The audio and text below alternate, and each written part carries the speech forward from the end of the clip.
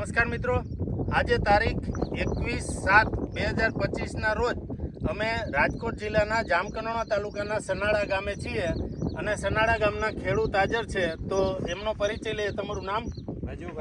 વજુભાઈની વાડીએ છીએ અને એમને આ પ્રગતિ 4 આપણી જે HP બાયો કંટ્રોલ સિસ્ટમની પ્રગતિ 4 નંબરની વેરાયટી આવે છે એ એમને 8 વીઘામાં વાવેતર કરવાનું હતું.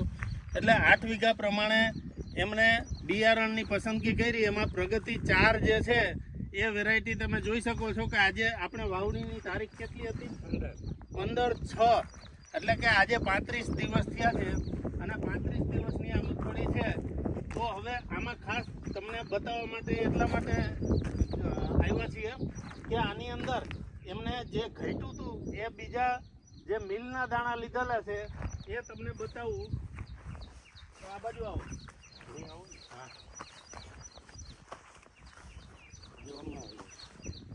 હવે અહીંયા સુધી આ ક્યારા સુધી જે કંપનીની આપણી HP બાયો કંટ્રોલ સિસ્ટમની પ્રગતિ 4 નંબરની જે વેરાયટી હતી એ વેરાયટી એમને વાવેલી છે. ત્યાર પછી આ 2-2.5 વીઘાનું ઘટ્યું એટલે 3 મણ દાણા એમને અન્ય મિલમાંથી લીધેલા હતા. એટલે આ ક્યારાથી કાયદેસર તમને ભેળસેળ જોવા મળે છે. જે મિક્સિંગની આપણે ટકાવારી જોઈએ તો આમાં વધુ છે અને ખાસ કરીને આની અંદર પણ જે ઉગવાના પ્રશ્નો છે એ તમે જોઈ શકો છો કે આ મિલના દાણા ઉગવામાં પણ આ રીતે ઉગાવો ઓછો છે. આ ઉગવાના પ્રશ્નો છે અને આની અંદર જે મિક્સિંગ થતું પછી આ કંપનીના દાણા સાવ પૂરા થઈ ગયા અને પ્યોર મિલના દાણા આવ્યા. તો એ મિલના દાણા અહીંથી કાયદેસર તમને ફરક પાનની અંદર બધી જ જાતનો ફરક જોવા મળે છે.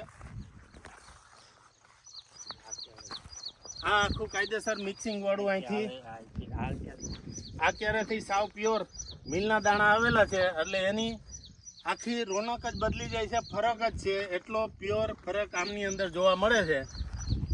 ત્યાં સસ્તા અને મિલના દાણા આ રીતે આપણને મોંઘા પડે છે.